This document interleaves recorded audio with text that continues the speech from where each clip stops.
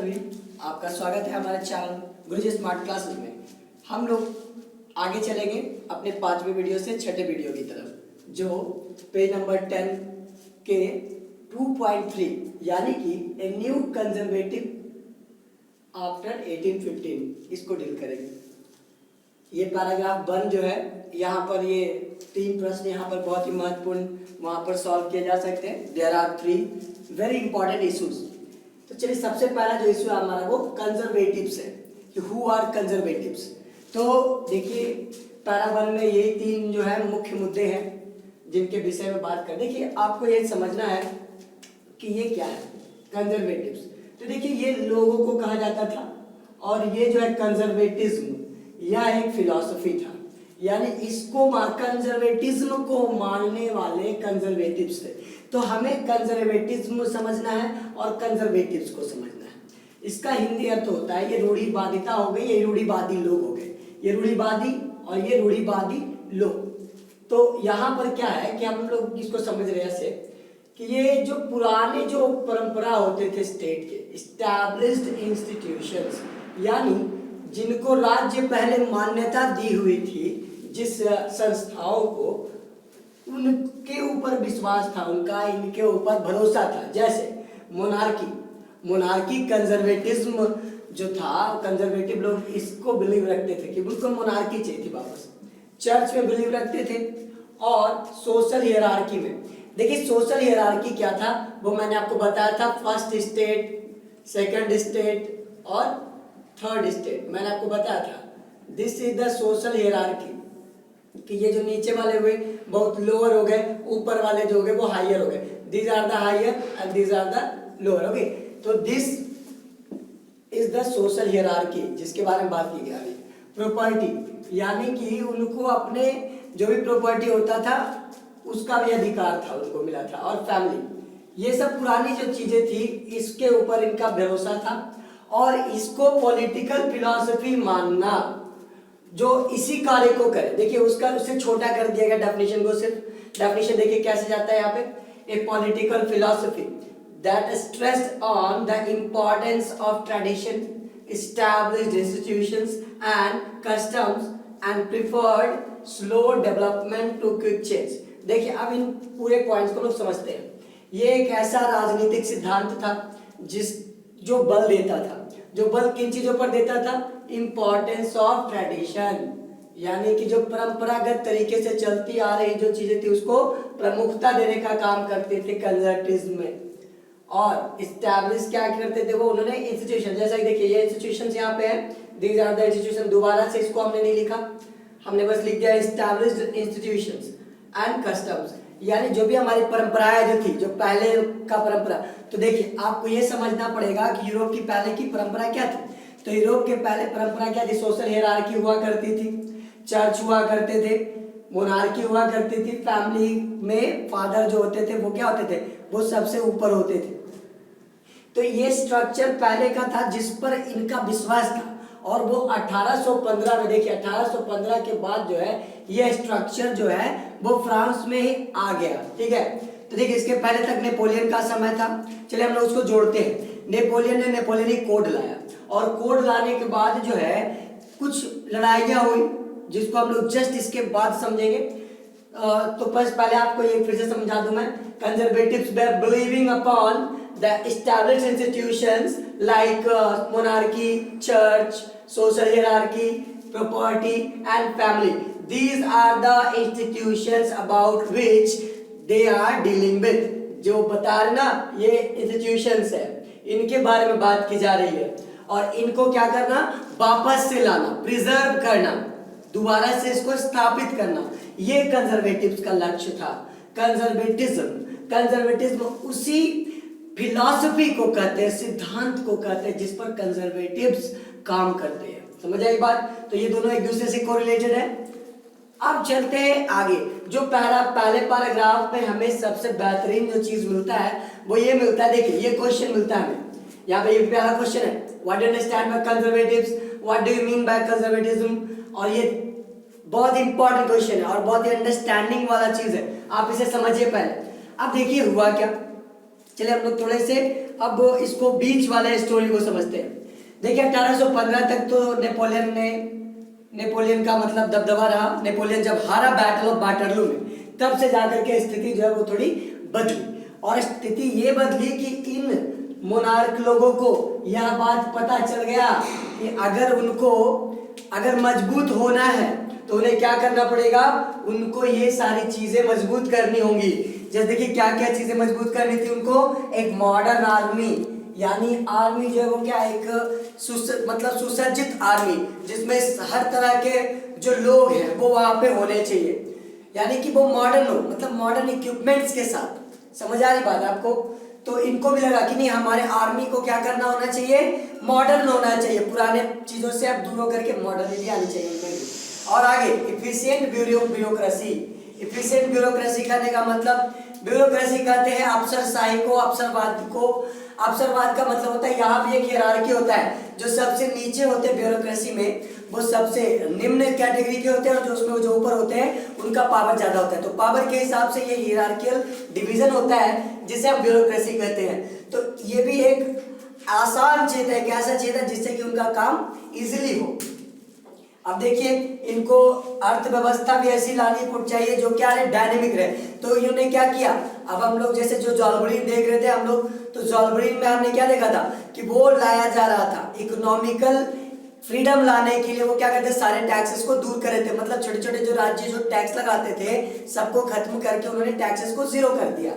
तो dynamic economy लाना भी उनका क्या हो गया, मकसद हो गया। यानी कि लगभग ये उन्हीं मुद्दों पर शिफ्ट हो गए जिस मुद्दों को रिवोल्यूशनरीज लाना चाहते थे। देखिए कितने स्विच करते थे तुरंत, यानी उन्होंने देखा क्या कि अपना फायदा उनका नहीं होने वाला, तो उन्हें अपने फायदे को देखते हुए वो शिफ्ट हो गए कि नहीं चलो, नेपोलियन की कुछ चीजें तो बहुत ही बेहतर है, जैसे मॉडर्न आर्मी वाला, एफिशिएंट ब्यूरोक्रेसी वाला, एक डायनेमिक इकोनॉमी की बात करना, और हाँ ये भी जो इम्पोर्टेंट जो इशू है फ्यूडलिज्म को खत्म करना और सर्वडम को खत्म करना, ये भी नेपोलियन से ही इन लोगों ने सीखा था।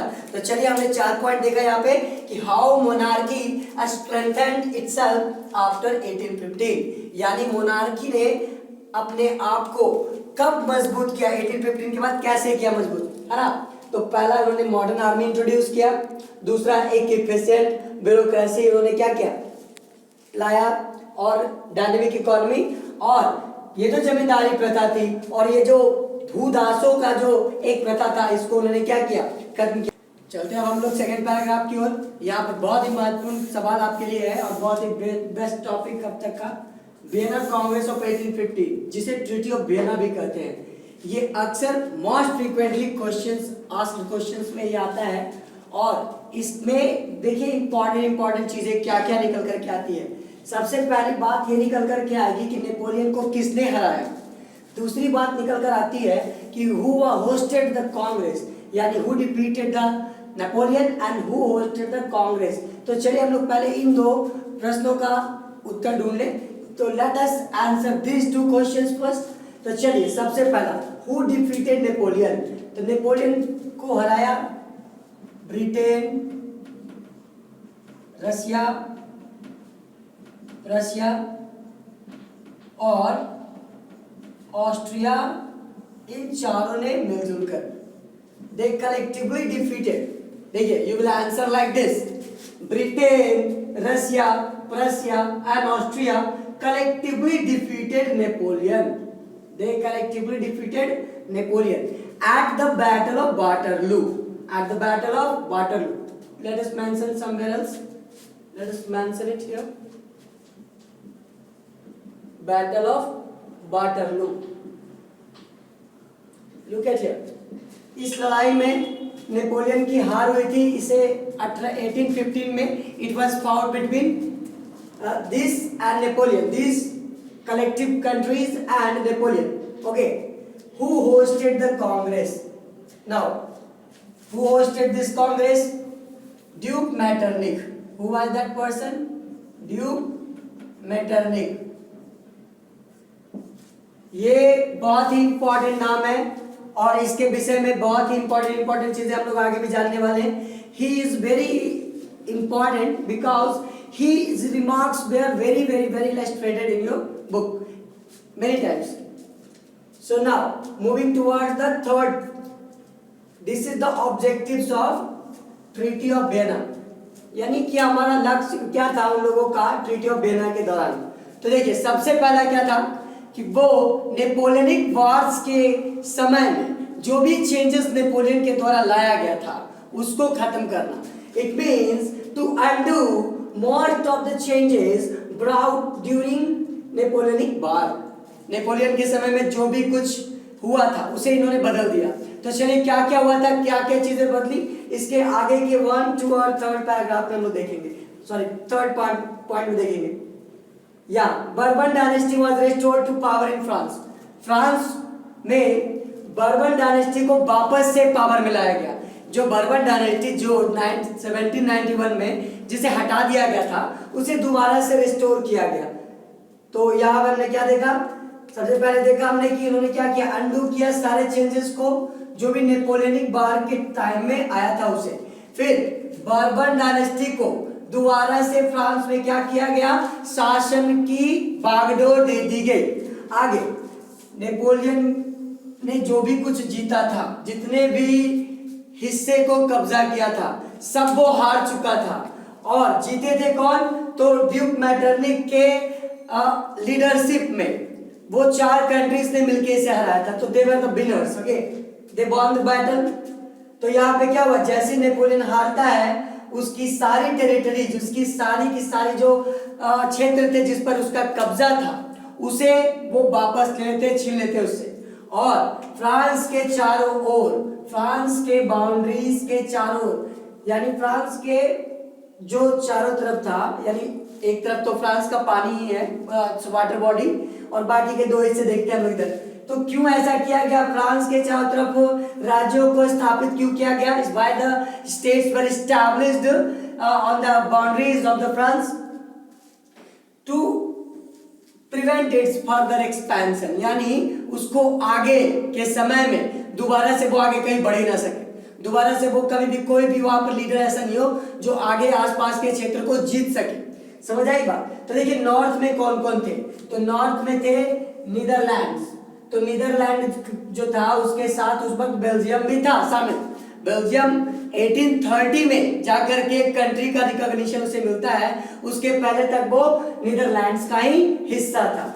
और देखिए साउथ में यानी कि फ्रांस के साउथ की बात करें तो वहां पर जिनोवा को पिडमॉन्ट के साथ जोड़ लिया गया था।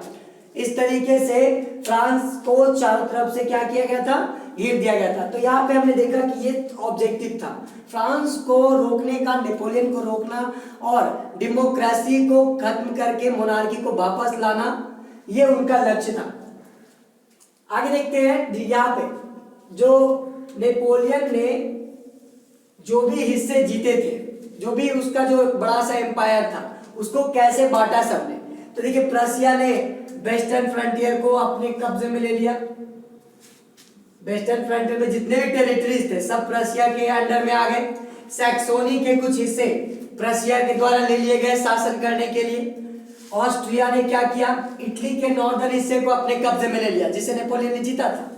रशिया जो है वो पोलैंड के हिस्से पर शासन कर रहा था। और एक बात और वहां पे कही गई है, बताई गई कि जर्मन जो कन्फेडरेशन था जहां पे 39 स्टेट्स थे उसके साथ किसी तरह की कोई छेड़छाड़ नहीं की गई थी। हमने 2 पैराग्राफ देखे, अब 2.3 जो है उसका आखिरी पैराग्राफ जो 10 और 11 के पेज नंबर पे वो फैला हुआ है। तो चलिए देखते हैं हम लोग कि पैराग्राफ 3 पे हमें क्या मिलता है। पैराग्राफ 3 पे बहुत ही अच्छा एक सवाल है जो अक्सर पूछा जाता है, जिसका कह सकते हैं कि what is the nature of the conservative regime, या कंजर्वेटिव जो लोग होते थे उनके नेचर क्या थे। तो नेचर चलिए हम लोग देखते हैं। सबसे पहला जो है वो कहते हैं क्या, देवर ऑटोक्रेटिक। ऑटोक्रेटिक को हम लोग कह सकते हैं डेस्पोटिक भी कह सकते हैं, ठीक है। ऑटोक्रेटिक का मतलब होता है निरंकुश, यानी कि अपने मन का काम करने वाले ये लोग होते थे, समझ आई बात। नंबर सेकंड क्या था कि वो सहन नहीं करते थे, दे डिड नॉट टॉलरेट क्रिटिसिज्म और डिसेंट, यानी अगर उनका कोई भी अगर उनकी बुराई करते थे अगर या उनके किसी भी एक्टिविटी के बारे में सवाल उठाते थे तो वो उन सबको टॉलरेट नहीं करते थे, यानी कि उनको सजा देते थे। तो ये 2 पॉइंट्स आपको क्लियर हुआ कि नेचर क्या था उनका। पहला, they were autocratic in nature. Second, they did not tolerate criticism और dissent. Now moving towards the third point, वो उन सारे एक्टिविटीज को कर्ब करते थे। कर्ब का मतलब होता है कुचल देना या उसको नष्ट कर देना। वो उन सारे एक्टिविटीज को, जो भी उनके खिलाफ जो भी बातें होती थी, जो कंजर्वेटिव्स के खिलाफ में बातें करते थे, उन सारे एक्टिविटीज को, सारे क्रियाकलापों को वो बैन कर देते थे। आगे देखिए, दे इम्पोज्ड सेंसरशिप। मैंने आपको सेंसरशिप पहले ही बताया था, लेकिन एक बार फिर से बता दे रहा हूं। सेंसरशिप एक तरह का बैन हुआ करता था, it's a kind of ban. तो बैन किन चीजों पर? तो देखिए, बुक्स बैन किए जाते थे, न्यूज़पेपर्स बैन किए जाते थे, प्लेज जो उस वक्त जो ड्रामा वगैरह होता था ना उनको बैन किया जाता था, लेकिन वो जिनमें जो रिफ्लेक्ट करता था, that reflected the idea of liberty and freedom. मतलब जो फ्रेंच रेवोल्यूशन के आइडियाज को रिफ्लेक्ट करने वाले किताब होते थे, न्यूज़पेपर होते थे, ड्रामाज होते थे, इन सब को सेंसर किया जाता था। मतलब पहले कंजर्वेटिव्स उसको देखते थे और लगता था कि हाँ ये सारे चीजें उसमें नहीं डाले गए, तो उसको वो जाने देती थी। और अगर शामिल हो जाता था तो वो किताबें बैन, वो न्यूज़पेपर बैन, वो प्लेस को बैन कर दिया जाता था। अब हम आपको एक पॉइंट और बताएंगे, उसके बाद मैं कंक्लूड करूंगा इसको। वो देखिए क्या था, what was the major issue, इसको सवाल बना सकते हैं। What was the major issues of liberal nationalists during conservative regime, यानी कंजर्वेटिव्स के समय में जो मुख्य मुद्दे जो थे लिबरल नेशनलिस्ट लोगों के, वो क्या थे? तो that was freedom of press. तो ये आपका 2.3 खत्म हो गया। इसके बाद 2.4 में हम लोग बहुत ही महत्वपूर्ण विषय गिल्सबी मजीनी के बारे में पढ़ने वाले हैं। तो बच्चों, आप अगर इसे देख रहे हो तो अपने फ्रेंड्स के साथ इसे शेयर करें, और अगर बड़े मेरे वीडियोस को देख रहे हो तो वो अपने बच्चों को इसे शेयर करें और उनको बताएं। और इस सारे चीज़ों का जो नोट्स है वो आपको अवेलेबल है हमारे टेलीग्राम चैनल पे, वो लिंक आपको डिस्क्रिप्शन में मिल जाएगा। आप वहां पर जाएं, हमें सब्सक्राइब करें वहां भी, और आप हमें आपका सपोर्ट भी चाहिए, और अपना सपोर्ट बनाए रखें हमें। धन्यवाद।